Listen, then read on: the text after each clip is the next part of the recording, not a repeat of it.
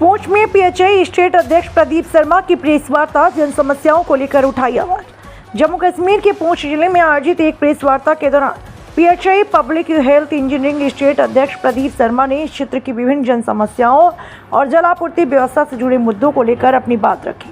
उन्होंने कहा कि जनता को स्वच्छ पेयजल उपलब्ध कराना विभाग की प्राथमिक जिम्मेदारी है और इस दिशा में आने वाली समस्याओं के समाधान के लिए संबंधित अधिकारियों तक आवाज पहुंचाई जा रही है।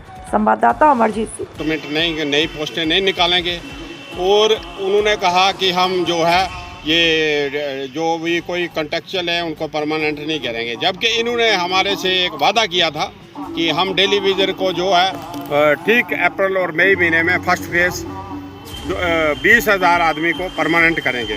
तो मैं जनाब चीफ मिनिस्टर साहब से पूछना चाहता हूं कि अगर आप जी ने वादा किया है कि हम, तो फिर उस वादे पर आप खरा उतरो। आपने एक स्टेटमेंट उन्होंने वादा किया था जब हमारी जम्मू में एक रैली थी। तो मैं ये रिक्वेस्ट करता हूँ जनाब चीफ मिनिस्टर साहब को कि ये जो हमारा जो मसला है ये 26 साल हो गए पुराना है, तो ये बेचारे लोग रिटायर हो रहे हैं, ऊपर से कहते हैं कि ये बच्चे पढ़ाएंगे ये डेली वेजर, ये इनके बच्चे क्या पढ़ेंगे इस 9,000 में, ये इनको पढ़ाएंगे या सरकार को बार बार हमें पढ़ाना पड़ता है।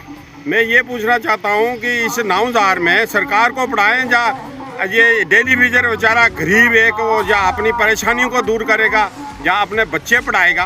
तो मैं ये कहना चाहता हूँ कि आज इन्होंने वायदे किए, कहते हैं कि मंदी आ चुकी है तो इसके बाद हम वो नहीं करेंगे, कोई नई रिक्रूटमेंट नहीं करेंगे, नई पोस्टें नहीं निकालेंगे या नई ये जो कॉन्ट्रेक्चुअल है इनको परमानेंट नहीं करेंगे। इन्होंने स्टेटमेंट दी है जनाब चीफ मिनिस्टर साहब ने।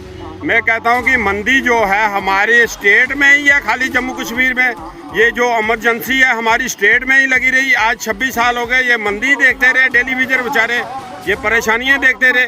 और मैं फिर जनाबों से रिक्वेस्ट करता हूं कि ये अगर ऐसी बात है तो ये बेचारा डेली वेजर क्या करेगा, ये बेचारा गरीब आदमी ये रिटायर हो रहा है, बेचारा रिटायर कल ये 5-10 दिन हो गए, हमारे 20 आदमी रिटायर हो गए बेचारे। वो घर वाले बेचारे क्या देखे, वो कहने लगे हमें कुछ नहीं चाहिए, हमें क्या करना है, ना कोई उनका कोई फेयरवेल हुआ ना कुछ, बेचारों गरीब ऐसे ही चले गए।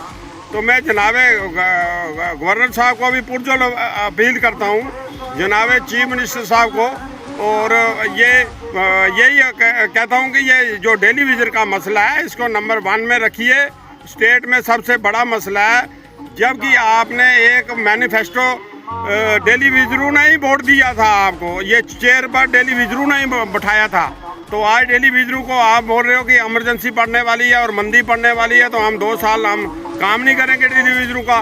2 साल आगे हो गए, 2 साल ये निकल जाएंगे, 2-3 साल निकल गए हैं, 2 साल और हो जाएंगे, सरकार ख़त्म हो जाएगी। तो ये आपने जो मैनिफेस्टो और वायदे किए हैं ये कैसे किए हैं, ये इन लोगों को एक आश्वासन दिया था आपने, आप उस पर उतरो। मैं यही रिक्वेस्ट करता हूँ कि ये इन डेली वेजरों ने और अनएम्प्लॉयड ने ही वोट दिया था, उस बेस पर जो आज जो है ये जितने भी हैं हमारे जो कुर्सियों पर बैठे हैं ये इसी बेस पर बैठे हैं। तो मैं ये रिक्वेस्ट करता हूँ जनाब चीफ मिनिस्टर साहब को और गवर्नर साहब को पुरजोर अपील करता हूँ कि ये इन गरीबों की हेल्प करो, ये डेली वेजरों की हेल्प करो। बल्कि मंदी है हमारी स्टेट में ही मंदी है, बाकी स्टेटों में सब काम चल रहे हैं, इनकी गाड़ियाँ चल रही हैं, दिन रात चल रही हैं, उसके लिए भी मंदी होनी चाहिए, सब काम होने चाहिए, मगर वो हुए नहीं है। लिहाजा ये डेली वेजरों पर ही सारी बातें थोप रहे हैं।